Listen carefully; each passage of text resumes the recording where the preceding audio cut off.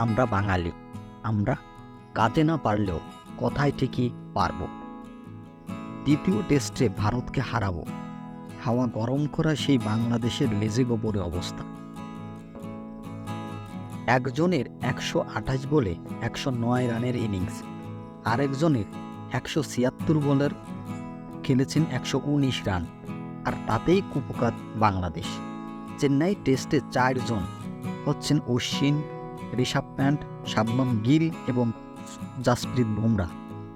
টেস্টের তৃতীয় দিনে যখন ১০৯ রানের ঝকঝকে ইনিংস খেলে কামব্যাকের দাম প্রাণায় পৌঁছে গিয়েছে ঋষভ প্যান্ট এবং অনেক দিন পরে রানে ফিরেছে গিল, এই দুজনেই যেন বাংলাদেশকে একদম খাদের কিনারায় ফেলে দিয়েছে। এখন ভারতের কাছে জয় হচ্ছে সময়ের ব্যাপার।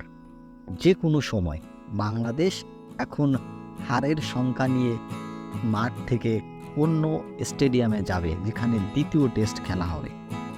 এদিকে টেস্টেই দেখা গেছে যে ঋষভ প্যান্ট নাজমুল হোসেন শান্তকে ফিল্ডিংয়ের নির্দেশনা দিচ্ছে, মানে ফিল্ডিং সাজানো হচ্ছে না। এই যে ফিল্ডিং সাজানো নিয়ে ঋষভ প্যান্ট নাজমুল হোসেন শান্তকে যে ইশারা দিল বা একটা সিগন্যাল দিল, এটা কি করে সম্ভব?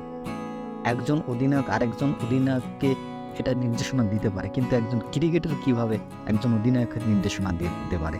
এ থেকেই বোঝা যায় বাংলাদেশের খেলার মান কতটা নিম্নমানের এবং কোথায় গিয়ে পৌঁছেছে। বাংলাদেশের ফিল্ডিং নিয়ে এবং বাংলাদেশের খেলা নিয়ে কমেন্ট বক্সে আপনার মতামত আশা করছি।